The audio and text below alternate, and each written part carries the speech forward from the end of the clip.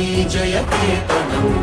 ముకోటి గొంతుకలు ఒక్కటైన చేతనం తరతరాల చరిత గల తల్లి నీ రాజనం పద పదాన నీ పిల్లలు ప్రణమిల్లిన శుభ తరుణం జై తెలంగాణ